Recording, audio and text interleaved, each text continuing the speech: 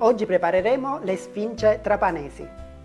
Le sfinci trapanesi sono delle frittelle dolci tipiche della Sicilia. La loro peculiarità consiste nella presenza della patata all'interno dell'impasto. Inoltre è un dolce che tradizionalmente viene preparato nel giorno dell'Immacolata. Allora, come prima cosa mettiamo a bollire delle patate.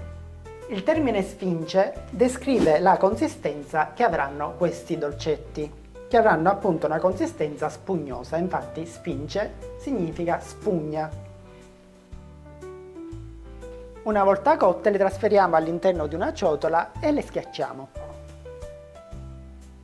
Ora in una ciotola inseriamo la farina di rimacinato, lo zucchero, il sale, i semi di anice, l'estratto di vaniglia o vanillina, 100 g di succo d'arancia, insieme alla scorza di un'arancia e infine inseriamo le patate che ormai saranno tiepide e iniziamo a miscelare tutti questi ingredienti. A questo punto dovreste ottenere un panetto compatto ma dalla consistenza ancora un po' asciutta, ma non temete perché ancora dobbiamo inserire il latte con il lievito.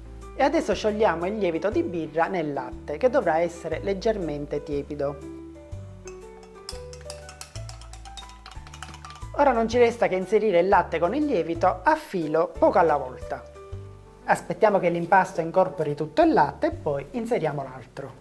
Una volta inserito tutto il latte dobbiamo fare questo movimento fino a quando l'impasto non prenderà corpo.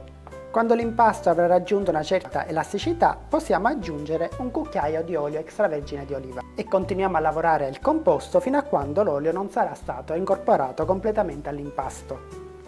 A questo punto lo lasciamo riposare fino al suo raddoppio. Trascorsa qualche ora il nostro impasto avrà lievitato e quindi adesso siamo pronti per formare le nostre sfince e friggerle.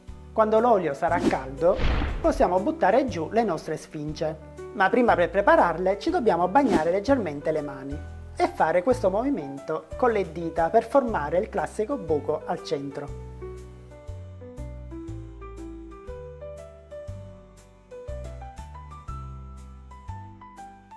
Quando si saranno dorate le tiriamo fuori e le trasferiamo in una ciotola con della carta assorbente. Mentre sono ancora belle calde le passiamo in una miscela di zucchero e cannella. E adesso le nostre sfince trapanesi sono pronte per essere gustate. Pronto? E servito!